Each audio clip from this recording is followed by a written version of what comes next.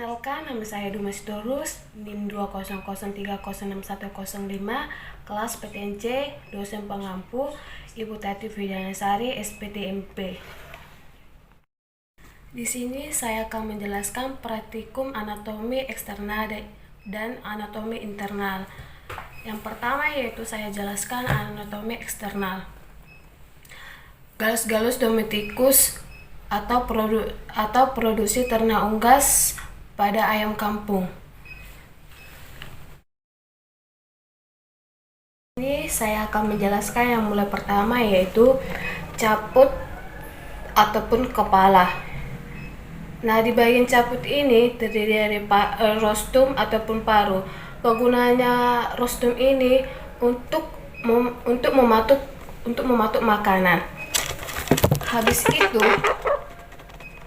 Habis itu ada cera ataupun jengger. Setelah itu ada organovisus bagian mata. Ini bagian mata. Plavera superior dan plavera inferior bagian yaitu bagian plavera superior dan plavera inferior itu bagian kelopak atas dan bawah. Nostril lubang hidung yang ini pada di atas nostril. Porus acousticus externus yaitu lubang luar telinga. Di sini ada cervix ataupun leher. Ini ada trunkus ataupun badan. Habis itu ada ekornya. Di sini pada bagian trunkus atau badan ada namanya trintikes. Pada bulu ayam yaitu yang ini, remices pada bulu sayap, rentices pada bulu pangkal ekor yang ini. Di sini saya akan menjelaskan trunkus yaitu ada dua, yaitu ekstremitas anterior pada bagian sayapnya, ekstremitas posterior yaitu pada bagian kakinya yang ini. Di sini saya akan menjelaskan ada beberapa jenis bagian yaitu ekstremitas eksterior, ekstremitas posterior yaitu. Baiklah, di sini saya akan menjelaskan ekstremitas anterior dibagi menjadi yaitu humerus atau tulang lengan atas, radius tulang pengumpil, ulna tulang asta,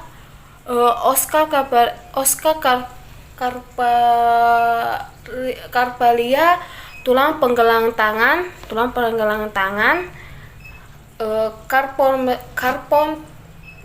carpometarpus persatuan di antara tulang carpalia dengan metacarpalia atau tulang telapak tangan yang ini. Tulang telapak tangan. Selanjutnya saya juga menjelaskan ekstremitas posterior dibagi menjadi yaitu oskal femur atau tulang paha yang ini. Habis itu ada namanya fibia, fibula, metatarsus sama dengan plangaris. Di sini saya akan menjelaskan anatomi pada bulu. Ini adalah bulu plumae. Bulu plumae memiliki struktur yaitu satu, talamus ataupun tangkainya yang ini. Adapun ratis yaitu yang ini terhubung dengan talamus. Baru selanjutnya itu pexillum itu terbentuk dalam kayak bentuk bendera ini yang ini. Ini adalah plumulae sama dengan plumai ini adalah plumai sama dengan plumai. Dia itu pendek. Selanjutnya ini flimulae terdapat pada bagian kayak ada rambut-rambutnya. Di sini juga saya akan menjelaskan anatomi internal. Di sini saya akan menjelaskan anatomi internal ya setelah garis-garis domestikus yang telah dibedah. Yang pertama ada kelihatannya itu cor atau jantung. Selanjutnya ada heper ataupun hati, yang mana heper ini ada di eksternal, ada di dexter atau sinetar, yang ada kanan dan kiri. Selanjutnya gijat ataupun lambung. Dan di sini juga yang namanya duodenum bagian isterum tenium yang pertama. Setelah itu ada yang namanya pankreas ataupun kantong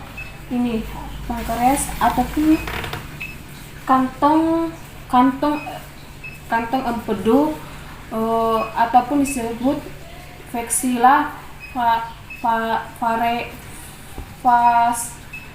flacea. Bella, di sini saya akan menjelaskan tentang sistem nervusum.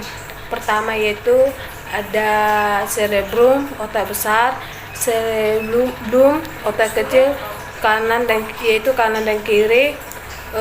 Selanjutnya kita akan masukkan mandibula oblongata dan mandibula spinalis. Bella, di sini saya akan menjelaskan tentang sistem respiratorius. Pertama, udara masuk ke nares anterius melalui hidung bagian luar, lalu ke faring. Pada faring terdapat pada perkecambahan esophagus dan laring. Dan udara masuk ke laring. Di ujung laring ada yang namanya biovocatoris larynx yang akan dibagi menjadi dua bagian, yaitu sinister dan destined plunium kanan dan juga plunium kiri. Bella, di sini saya akan menjelaskan tentang sistem diskotoria dari ayam kampung jantan. Pertama itu makanan masuk ke dalam rostum ataupun paru. Di rostum ini terjadi karbohidrat yang pertama kali masuk ke pencernaan, adanya enzim alfa amilase yang dihasilkan gradula saliva lalu masuk ke dalam esofagus. Kita akan masuk dengan menuju ke crop atau tembolok. Fungsinya untuk melekatkan makanan, kemudian masuk ke dalam proteus, terdiri dari dinding-dinding otot yang tebal. Dalam proteus ini terjadi pencernaan protein, pertama karena adanya asam L dan enzim pepsin yang membantu memecahkan protein menjadi proteida, protase, proton dan pepsida. Kemudian makanan masuk ke dalam isternum terjadi pencernaan lemak, pertama karena adanya Dictation tanet terbagi menjadi 3 bagian, yaitu pema dan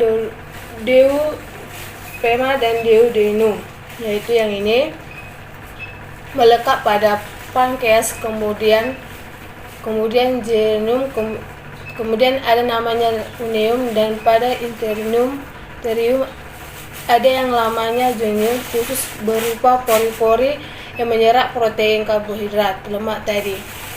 Kemudian makanan yang telah diserap di bawah dan peredaran di peredaran darah menuju ke dalam hati menuju ke dalam hati. Di dalam hati terjadi metabolisme atau karbohidrat, protein, lemak, karbohidrat, protein, dan lemak. Pada hepar ini yang terjadi perubahan. Pada hepar inilah yang terjadi perubahan mitokondria menjadi mitokondria dan disebarkan dan ke seluruh tubuh sebagai sumber energi. Kemudian sisa-sisa makanan yang tidak diserap dibawa menuju intestine. Kalsium terdapat seka. Kemudian masuk ke dalam kolom retikulum, lalu dikeluarkan menuju kloaka. Perlu kita tahu bahwa pada intestinum kalsium tempat terjadinya pencernaan pada serat kasar pertama karena adanya mikroba. Kita akan masukin dengan sistem urania. Di sini ada yang namanya ren atau ginjal. Ada kanan dan kiri. Pada ginjal terjadi penyaringan darah kotor dan hasil akhirnya adalah urin, di mana urin akan dikeluarkan melalui ureter. Sistem sirkulatoria di sini ada namanya cor. Adalah bagian yang mana duodenum, detriter, densitatir, dan ventrikel derator atau siniter. Bagian natrium ini lebih kecil atau lebih tipis, sedangkan ventrikel murni dinding selnya tebal. Di sini saya akan menjelaskan tentang testis. Testis adalah organ yang sangat penting pada sistem reproduksi bagian jantan. Testis adalah untuk memproduksi sperma dan hormon testosteron. Baiklah, ini hasil pemaparan hasil presentasi saya. Jika ada salah pengucapan, saya minta maaf. Sekian dan terima kasih.